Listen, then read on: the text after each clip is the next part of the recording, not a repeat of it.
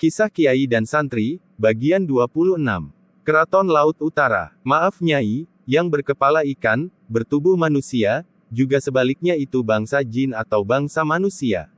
Tanyaku, itu bangsa manusia. Loh kok aneh, apa ada bangsa manusia seperti itu? Lalu yang melintang di jembatan itu apa juga manusia? Juga yang bekerja sambil dicambuki itu? Tanyaku, iya itu juga bangsa manusia, jawab Dewi Lanjar. Wah kok aneh sekali Nyai, bagaimana bisa terjadi seperti itu? Tanyaku tak mengerti. Mereka itu orang-orang yang menjadi wadal atau tumbal, juga orang-orang yang melakukan perjanjian meminta kekayaan pada bangsa jin, jelas Dewi Lanjar. Berarti panjenengan menerima perjanjian dengan mereka begitu Nyi? Sama sekali bukan, itu hanya jin-jin yang mengaku aku diriku, aku sendiri seorang mukminah, hal seperti itu syirik, haram, jelas Dewi Lanjar. Tapi nyatanya ada yang menjadi tumbal begitu. Itu hanya perbuatan jin-jin yang mengaku aku diriku. Maaf Nyai, sebaiknya aku memanggil apa padamu? Panggil saja Ibu, Ibu Dewi, katanya sambil menatapku dengan pandangan sayu. Maringger, mari masuk ke kerajaanku, kata Dewi Lanjar, dan aku mengikuti di sampingnya. Di setiap jalan banyak sekali taman-taman dan perempuan-perempuan yang menjadi dayang, semua menunduk ketika kami berdua lewat. Itu perempuan dari bangsa jin apa dari bangsa manusia Bu? Tanyaku, sambil berjalan di sampingnya. Itu dari bangsa jin. Oh ya kalau orang yang melakukan pesugihan itu, jika bukan perbuatan ibu, dan itu perbuatan para jin, kenapa ibu tak melarangnya? Aku ini siapa Tungger, itu kan kemauan manusia itu sendiri, yang mau diperbudak syaitan, yang tamak, dan rakus terhadap harta, jelas Dewi Lanjar. Lalu ibu ini sebenarnya bangsa manusia atau jin? Tanyaku. Aku ini manusia anakku, jawabnya yang mengejutkanku.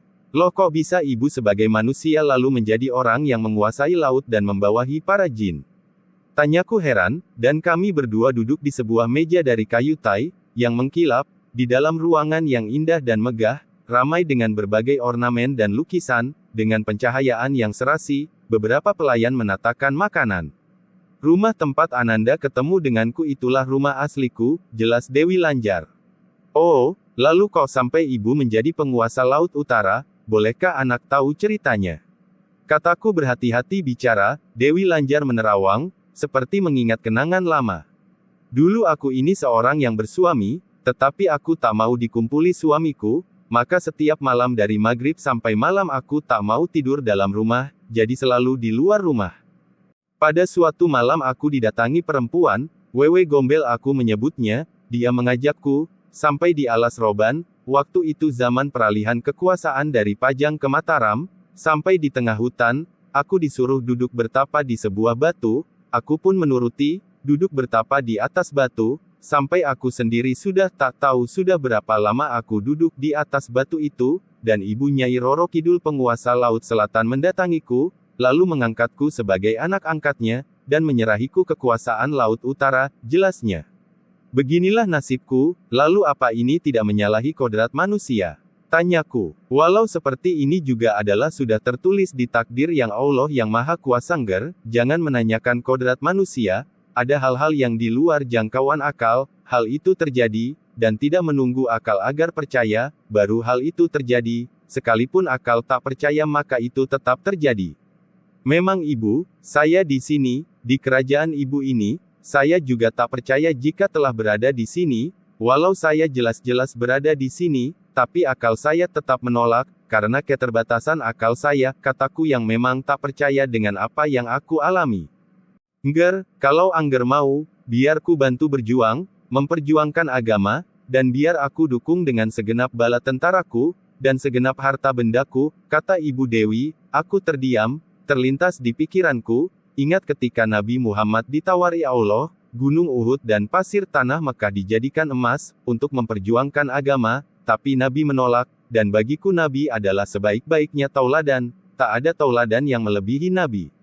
Maaf Bu, aku amat berterima kasih, atas perhatian Ibu, tapi sesuai ajaran Nabiku, dalam perjuangan itu ada sulitnya menjalankan proses perjuangan, dan ada berbagai pengorbanan, dan di dalamnya tersimpan kesabaran penempaan diri, sehingga diri kukuh kuat, tak tergoyahkan, dan semuanya ada pahalanya. Jadi atas tawaran ibu, terpaksa dengan berat hati saya menolaknya. Sekali lagi maafkan saya bu, kataku ucapkan dengan hati-hati agar tidak menyinggung. Ya tak apa-apa, kebersihan hati manusia itu tercermin pada sikapnya, tapi jika Nanda ingin aku membantu, entah tentara atau harta benda, maka aku siap selalu membantu. Kirim saja Fatihah padaku 1 kali tahan nafas, dan minta yang anak maui, maka aku akan memerintahkan anak buahku segera melaksanakan. Sekali lagi terima kasih ibu, atas kebaikan hati ibu. Anak hanya berharap jika suatu kali anak ingin main ke sini, ke tempat ibu menyambut saya dengan terbuka, kataku. Oh tentu-tentu, kapanpun anak mau, kerajaanku ini terbuka seluasnya. Terima kasih bu, sebaiknya aku mohon diri, kataku sambil beranjak dari kursi. Mari ku antar sampai pintu gerbang, kata Dewi Lanjar, dan aku pun diantar, sampai pintu gerbang, dan ternyata kerajaan itu telah tak nampak. Aku telah ada di jembatan besi, di bagian arah utara kota Pekalongan. Aku segera melesat pulang. Aku merasa pengalamanku itu suatu proses, dalam pikiran dan penilaianku, jika kita mau menguasai atau menjadi suatu penguasa suatu daerah, dalam artian menaklukkan zahirnya, maka taklukkan dulu batinnya, dan aku sangat berterima kasih dengan kiaiku, yang telah membekaliku dengan ilmu raga sukma, yang ku rasakan amat banyak manfaat yang dapat ku ambil. Bersambung. Bagian 27.